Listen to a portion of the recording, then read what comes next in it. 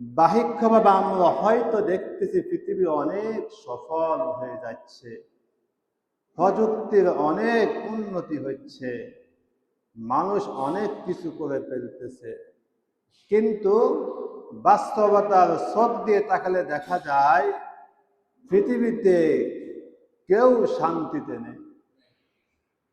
কেউ বুকে হাত দিয়ে বলতে পারবে না আমি পরিপূর্ণ শান্তিতে আছি।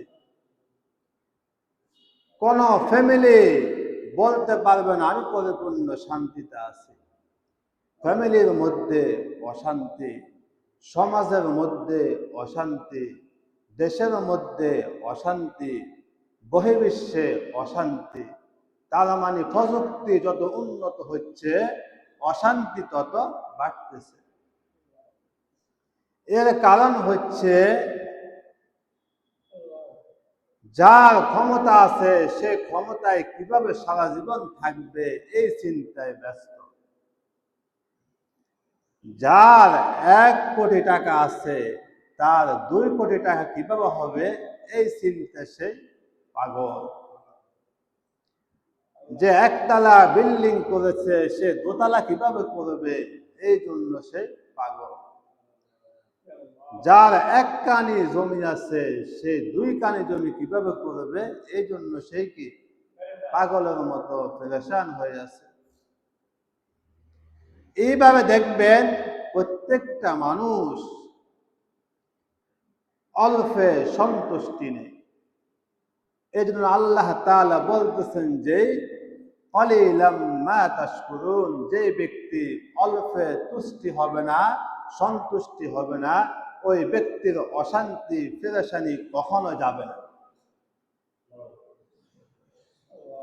এই জন্য আমাদেরকে অল্পে তুষ্টি হতে হবে, অল্পে সন্তুষ্টি হতে হবে।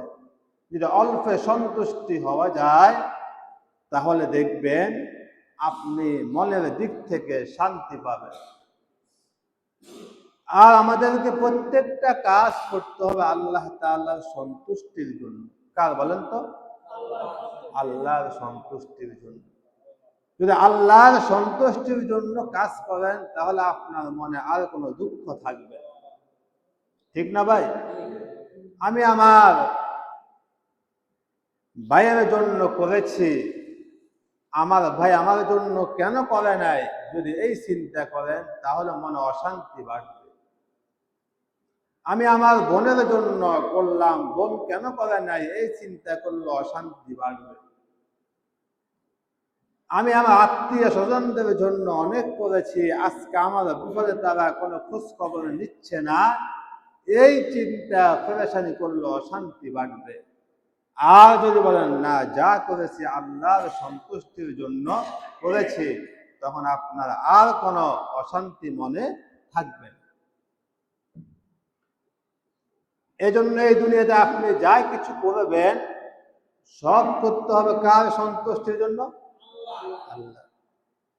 মনে রাখবেন অনেক সময় আপনার স্ত্রীও ভুলে যাবে আপনি কি করেছেন। ঠিক না ভাই? অনেক সময় বলে তোমার সংসারে এসে আমি জ্বলে গেছি, ঠিক মতো ভাত পাই নাই, ঠিক মতো কাপড় পাই নাই, অথচ আলমারি খুলে দেখেন গই কতগুলো কাপড় আছে হিসাব নেই। ঠিক না ভাই? এর ফলে বাষ্প বলে কি কয় তোমার সংসারে আসে আমি একদম কি জ্বলে গেছি, ঠিক মতো ভাত কাপড় পাই নয়, হয় না ভাই? কিন্তু আলমারি খুলে দেখেন কাপড়ের অভাব নাই, চাউলের দাম করে দেখেন চাউলের কিনা অভাব নেই। এর ফলে কেন বলে এটা মানুষের অভ্যাস, এটা মানুষের কি অভ্যাস। তখন কষ্ট পাওয়া যাবে না, তখন বলতে হবে যে আমার সাধ্য অনুযায়ী আমি যা পেরেছি তোমার জন্য